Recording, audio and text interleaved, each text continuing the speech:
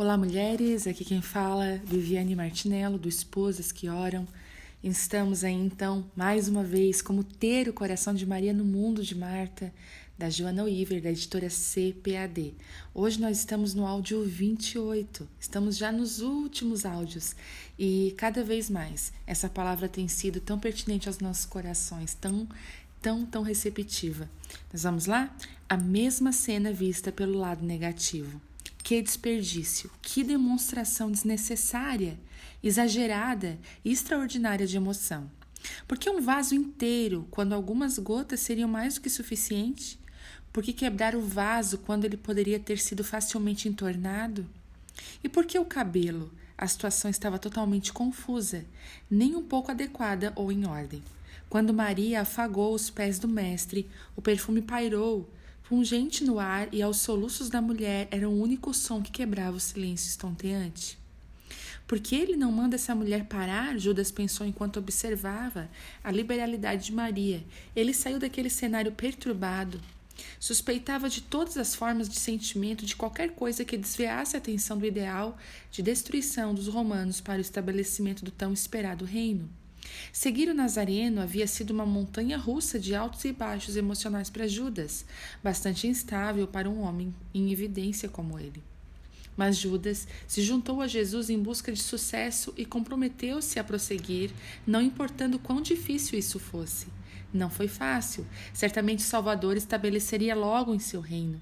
No entanto, todas as vezes que as multidões tentaram coroar Jesus como rei, ele recusava, evitando a oportunidade. Pior, as ofertas começavam a tornar-se escassas. Jesus já não era tão popular quanto antes, a julgar pelo peso da bolsa de dinheiro que Judas carregava na cintura. Estava ficando cada vez mais difícil desviar os fundos. Naturalmente, esse termo era muito feio. Judas preferia chamar de retribuição por serviços prestados. Se algo não mudar rapidamente, pensou Judas, devo começar a pensar em mudar de profissão.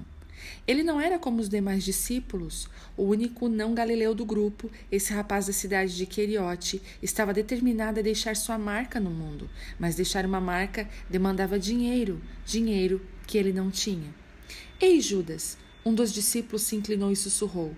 Quanto você acha que vale meio litro de nardo puro nesses dias? Nardo puro? Judas não tinha reconhecido a fragrância. Ora, isso era o pior do que ele pensava. O perfume mais caro do mundo. Alguém tinha que dizer alguma coisa. Com licença, mestre, apertou ele. Por que esse perfume não foi vendido e o dinheiro entregue aos pobres? Valeria os salários de um ano inteiro. Alguns discípulos perto dele murmuravam em sinal de concordância. Deixai-a, respondeu Jesus. Os olhos do mestre atravessaram Judas como se estivessem examinando a sua alma. Judas se moveu constrangido.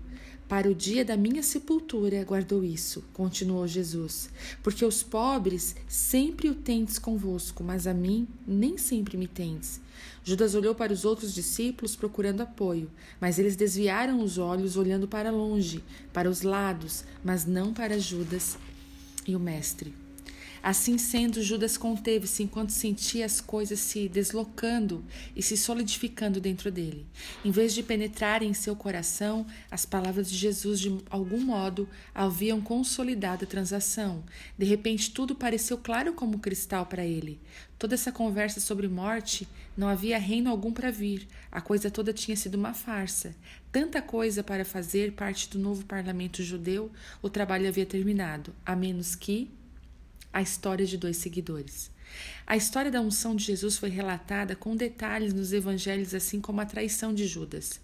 Mesmo que o pensamento de Judas não tenha acontecido da forma como imaginei acima, o resultado foi o mesmo. Mateus e Marcos descreveram a mudança sombria do coração de Judas como um acontecimento imediatamente posterior ao gesto de amor extraordinário de Maria. E Judas Iscariotes, um dos 12, foi ter com os principais dos sacerdotes para lhe entregar. E eles, ouvindo-o, alegraram-se e prometeram dar-lhe dinheiro, e buscava como o entregaria em ocasião oportuna. Marcos 14:10. Apenas Mateus destaca a quantia pela qual Judas vendeu Jesus. 30 moedas de prata. A quantia exata, predita 400 anos antes em Zacarias 11, 12 e 13. Era o preço exato pago por um escravo em Êxodo 21, aproximadamente 120 denários. Menos da metade do dinheiro que Maria profusamente havia derramado sobre os pés de Jesus. A vida tem o seu modo de revelar quem realmente somos e as motivações profundas e escondidas do nosso coração. Disse Jesus em Mateus 12, 34, pois do que há em abundância no coração, disso fala a boca. O homem bom tira boas coisas do seu tesouro, e o homem mau, do mau tesouro, tira coisas más. Isso certamente aconteceu no caso de Judas, mas aconteceu no de Maria também. Embora a situação tenha feito parecer o mal latente dentro de Judas, também trouxe à tona o belo sentimento de uma moça de Betânia.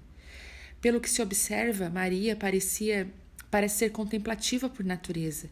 Embora a intuição espiritual tenha feito dela uma adoradora admirável, de igual forma a tornou suscetível ao desespero. Em vez de correr para encontrar-se com Jesus depois da morte de Lázaro, como você se lembra, ela permaneceu em casa, abatida e sozinha no meio de uma multidão de amigos.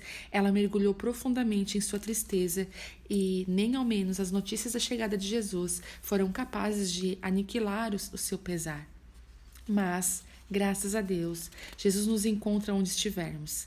Ele passa pelos cantos escuros e escondidos das nossas vidas, e se estivermos dispostas, Ele faz brilhar a doce luz do céu e o precioso Espírito Santo. Se permitirmos, Ele se oferece para limpar as nossas personalidades, temperando-as através do Espírito Santo, para que não pereçamos diante dos pontos fortes da nossa fraqueza e dos pontos fracos da nossa força.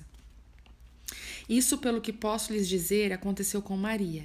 Mesmo tendo sentido através de sua intuição aguçada a gravidade da situação que o Senhor enfrentava, naquele momento ela não desfaleceu. Em vez de apenas sentar passivamente e ouvir o Salvador, em vez de se oprimir pela aflição, dessa vez Maria reagiu, deu a si mesma para aquele que havia dado tanto a ela, a sua família. Aparentemente, contudo, isso não aconteceu com Judas.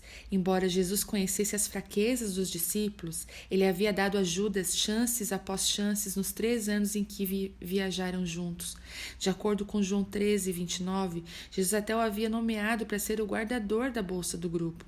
Às vezes, escreve William, a melhor forma de corrigir alguém que está no caminho errado é tratando-o não com desconfiança, mas com confiança. Não como se esperássemos o pior, mas o melhor. Foi exatamente o que Jesus havia feito com Judas, mas ele não mudou. Imagine passar 3 anos de sua vida com o Messias e continuar sendo mais ou menos o mesmo, ou até pior do que quando começou. Judas agiu exatamente assim. Isso pode acontecer com qualquer uma de nós, e se não consolidamos de uma vez por todas a questão do senhorio de Cristo em nossas vidas. Até escolhermos a quem seguir, corremos o risco de desenvolver um coração de Judas no lugar de um coração cheio de amor sacrificial. Porque sempre que os nossos interesses entrarem em conflito com os interesses do Mestre, seremos tentadas a vender Jesus como um escravo ao melhor arrematante, em vez de ungirmos os seus pés. Amor extraordinário versus amor mesquinho. Para saber a quem você adora, diz Theodore, deixe-me vê-lo em sua loja, ouvi-lo em seu trabalho. Deixe-me saber como você cobra o aluguel de suas casas, como consegue seu dinheiro, como o guarda e o gasta. Jesus diz basicamente o mesmo de Mateus 6, 21. Porque onde estiver o vosso tesouro, aí estará também o vosso coração. O tesouro de Maria não estava em seu dote. Sua esperança não repousava naquilo que ela poderia ganhar através de Jesus. Sua alegria repousava naquilo que ela podia oferecer. Judas, por outro lado, estava atrás de tudo o que poderia ganhar. Essa é a primeira diferença entre um amor extraordinário e um coração egoísta e mesquinho. Observe, Marta possuía um coração grato. Seu irmão havia sido ressuscitado da morte. O Messias já viera e a chamou de amiga. Que grande honra, que grande alegria, a de oferecer tudo aquele que lhe havia oferecido tanto. Judas possuía um coração avaro. As coisas não estavam acontecendo do modo como ele planejou. Uma das leis de Scott sobre a tentação, citada por William, é que a tentação está relacionada às coisas para as quais temos uma certa propensão. Nossa força pode ser a nossa ruína. A força de Judas era a ambição, seu objetivo e compromisso para prosperar.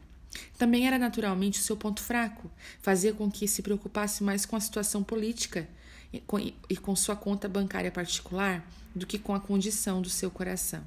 A ganância é uma tirania. Nós, mulheres, podemos ser vítimas de suas mentiras tão facilmente quanto os homens. A sanguessuga tem 2 filhas, diz Provérbios 30:15. A saber, dá. Um coração avaro nunca está satisfeito. O que tem nunca é o bastante. Mas é grande ganho a piedade com o contentamento. Paulo diz ao jovem pregador, Timóteo 1, o descontentamento pode vir se arrastando sorrateiramente, nos deixando insatisfeitas com o que temos.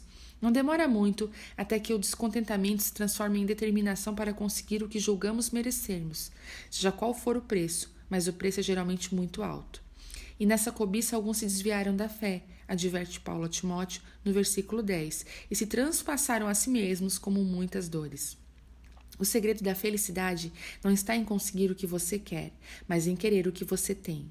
Judas compreendeu isso tarde demais. A sua avareza o levou a fazer o inimaginável, a trair um amigo, trair o Filho de Deus. A dor que logo substitui a ganância não pode curar sua alma, nem a sua mente. Depois de tentar devolver o dinheiro, Judas saiu e se enforcou e seu corpo foi enterrado em um campo comprado pelo sangue de Jesus.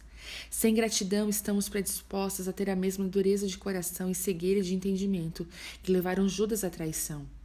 Se não recusarmos a reconhecer a imensidão da graça de Deus e o preço incrível de Jesus, mais cedo ou mais tarde, vamos acreditar que tudo isso não existe. Além disso, assim que começamos a abusar da graça divina, começamos a fazer mau uso dela, esmagando-a debaixo dos nossos pés, desatentos, na tentativa insana de obter mais uma bênção. Se não tivermos gratidão, seremos como as pessoas descritas em Romanos 1:21.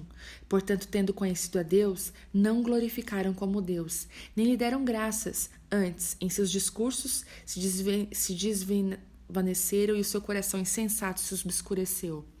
Mentes obscurecidas fazem coisas tenebrosas. Veja o exemplo de Judas. Quão triste é conhecer a Deus sem nunca ter verdadeiramente experimentado o Senhor. Se quisermos ter intimidade com Deus, devemos cultivar um coração agradecido que glorifica a Deus.